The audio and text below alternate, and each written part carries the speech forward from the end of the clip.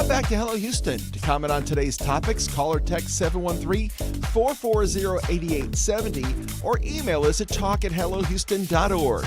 And now Ernie Manous and guest host Nicole Ellis. So this Saturday, ahead of Juneteenth next week, the Buffalo Soldier National Museum is inviting Houstonians to attend a special film screening at Post Houston called Juneteenth on Screen, Stories of Freedom.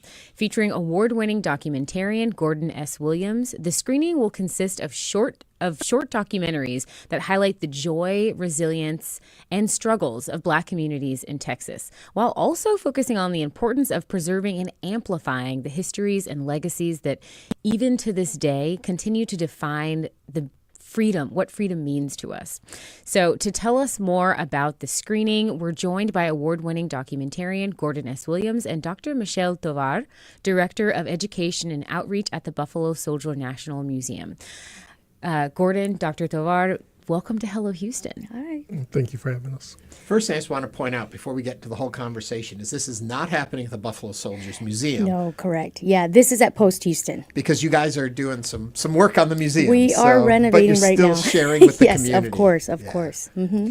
I have a confession. I actually have not been to the Buffalo Soldiers Museum. I know. I'm like, you should all be shaming me. We are. So tell us about what's happening there and what to expect to see, when it reopens. Yes. So the museum has been open for 25 years, ma'am. So you need to make your way there. Right. No excuses. No. Shame me. But we are undergoing renovations at this moment, and the museum is going to be transforming its space into be a more inclusive space, right? Not just to our English-speaking audiences, but also our Spanish-speaking audiences. It will be bilingual, and we'll have new exhibits up. We're going to have more interactive experiences for our students that come through field trips, and we're hoping, fingers crossed, that we're going to open Veterans Day in November. Well, talking about that, Gordon, the joy and the art of making documentaries is the opportunity to cross over boundaries and barriers and to share stories with the community as a whole. When you're making these films, when you sit down with these stories, do you think of audience first or do you think of the narrative first and hope the audience finds it? I'm always thinking about the story. Mm-hmm. The narrative, but also being present while I'm documenting what I'm seeing around me. Okay. I have to be aware of the emotions, the feelings, the environment. In these documentaries, you see people that love their community. They love their families. Community just rings out through all of this work. And I hope people come to the screening and they see that and they're inspired and they think about how their family and their community plays a role in their life and the importance of sharing those stories. Well, it's fascinating because to me, whenever a story is well told, it doesn't matter the subject matter necessarily. When a story is engaging, people want to learn from it. And it's as opposed to when we think of a museum with exhibits and presentation, film has such an intimate ability to reach people. Indeed. And I want to be the type of creative that's creating content that touches the heart. Yeah. I feel like there's also a kind of, a concern about how you are portraying or representing either the community or the holiday. What are some of the key takeaways you want viewers to have when they, immerse themselves in these films? Community, family, love, but also these stories are a part of the narrative that's America 250. Right. And sometimes these stories are not seen as such. Mm-hmm. And I think it's important to bring those stories. And I want to thank the Buffalo Soldiers National Museum for giving these stories a platform so people can see these people in these communities.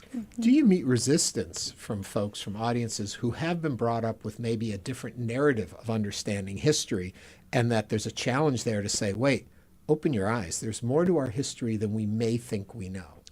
Well, as a content creative filmmaker, I want to create content that's universal. Mm-hmm. So no matter what, everyone has that connection with family and community. Right. That's universal. They Will Talk About Us, the Charlton-Pollard documentary, is about a Black neighborhood in Beaumont. after that screening, I've had people of other races saying that they wish they could have lived in that neighborhood and went to Charlton-Pollard High School. So there's something universal in telling these stories, and that's what we want to focus on. Tell me a little bit about what folks are going to see. You mentioned one of the films. What else do you have for us? The Charlton-Pollard documentary. We also have a story about a preservationist in Dabney Hill, which is right outside of College Station, Gloria Smith. The work that she's putting in to preserve that community and a Masonic lodge and a church there. So again, wanting to preserve the history of the Texas Freedom Colony. Also Shankleville. It is a town in East Texas, or community, that it starts with a love story of formerly enslaved people that were separated. The husband went to find the wife in East Texas, and after emancipation, they bought 4,000 leagues of land, created a community. And this community comes back every year to celebrate what their ancestors have established. Even just hearing about this, it takes me back to my filmmaking days and like the love of being in the field. And so I'm curious to hear, like, how do you find these stories? Where are you, like, you know, tell us kind of the back end of how you come across this and then, you know, turn it into, weave it all into a film. It varies. For the Cleveland documentary about Juneteenth in 2021 and Shankleville, I just took a camera. Didn't know exactly what I was walking into, but had that presence of mind to just talk to people and capture everything. And when I got back and looked at the footage, I was like, there's a story here. Yeah. I love that. Michelle, what brought Gordon to your attention that this was something we needed to be doing, and on Juneteenth? Yes, so I ran across one of his presentations at a conference recently, right? And because our museum is known as a military museum, we're actually more than that. And we want to talk about the legacy of Black history, the Black experience. And when I saw Shankleville specifically, and I saw the way the audience reacted and started to share their own stories, their own narratives, their own experiences, I felt like this is such a great opportunity to bring his stories, his work, right, to our museum to share it with our community. I feel like a lot of the people that visit our space can connect, yes, to the veteran history, to the military history, but there's a deeper history there, right? And it's not just a Black story. It's a story, as Gordon mentioned, a universal story. Because one of our next events is also going to be about the Afro-Mexican experience of Juneteenth, right?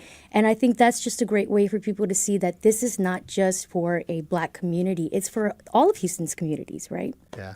There are lots of, though, different storytellers out there. What do you find in Gordon's work that makes it special?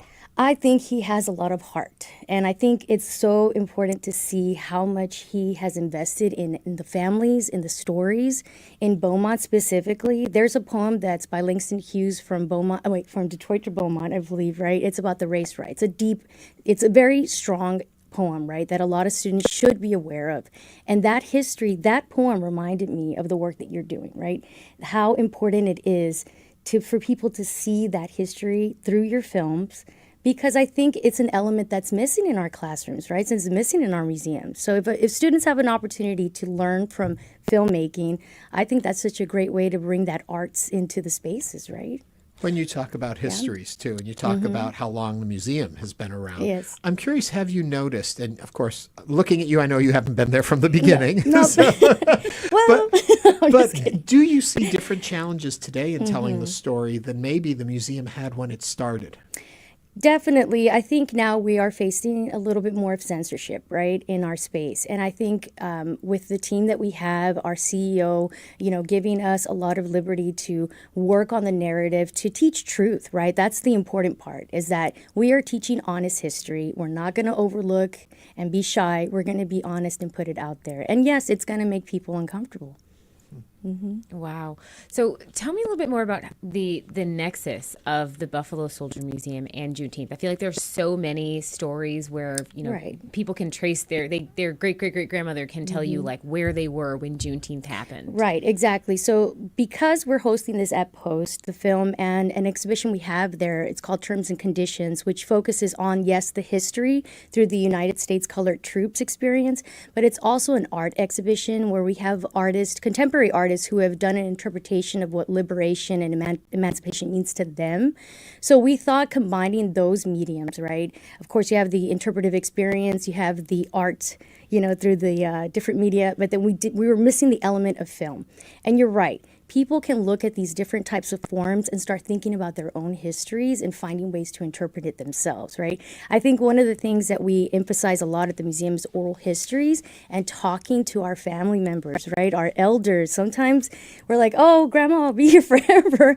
Not necessarily, right? We have to take an opportunity to ask those questions. And I think that is a great example in Gordon's work, right? When I saw those families, that intergenerational work, like experience in his work, it was such a great way to show that. Yeah. Unfortunately, we're not going to be here forever. I'm hearing the music. We are out of time on today's show. Gordon S. Williams is an award-winning documentarian, and Dr. Michelle Tovar is the Director of Education Outreach at the Buffalo Soldiers National Museum. Yes. Thank you both for coming in and sharing with us today. Thank you. Such a fascinating conversation. Juneteenth on Screen, Stories of Freedom will take place at the Post Houston on Saturday, June 13th at 1 p.m. For more information, visit posttx.htx.com. And that brings us to the end of the show so quickly. Nicole, you going to come back tomorrow? I think I might come hang out with you tomorrow. Well, good, because we got a great show tomorrow. I hope you'll all rejoin us for that, too, right here on Hello Houston on News 88.7. Thanks for listening to Hello Houston. Join us every Monday through Friday from 11 a.m. to 1 p.m. to talk all things Houston. The Hello Houston